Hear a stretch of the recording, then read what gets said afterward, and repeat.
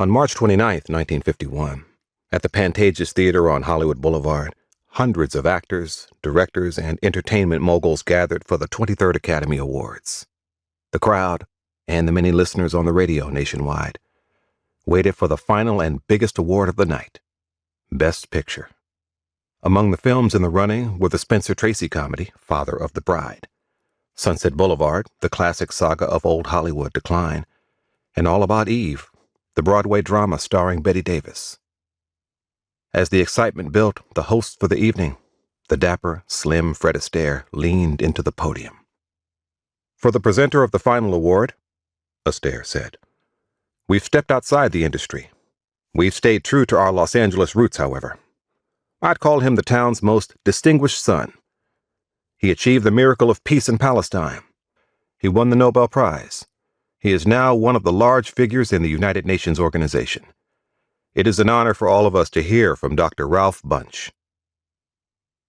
Ralph Johnson Bunche, a 47-year-old official at the then new United Nations, walked across the broad stage wearing a white tie and tails and clutching some papers.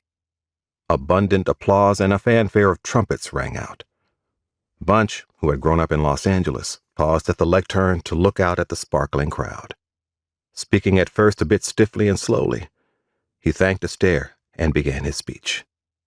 Quickly striking a serious tone and invoking the Cold War context of 1950s America, Bunche declared that it is imperative to our way of life that this great medium be kept fully free. Freedom, he continued, brought sober responsibilities. As a result, it was vital that the American film industry reflect democracy and be directed toward democratic objectives. As the audience listened respectfully, he discussed the new United Nations organization, which just 5 years before had held its first meetings in London. The Cold War had already shattered many hopes about peace and cooperation in the post-war world. The Korean War was well underway as Hollywood's glittering stars and powerful moguls listened to Bunche's remarks. That very morning, in a courtroom in New York, Ethel and Julius Rosenberg had been convicted of spying for the Soviet Union and would soon be sentenced to death. Despite this chilling global context, Bunche remained optimistic. The UN looked to Hollywood, he explained, for aid in achieving a world of peace and brotherhood.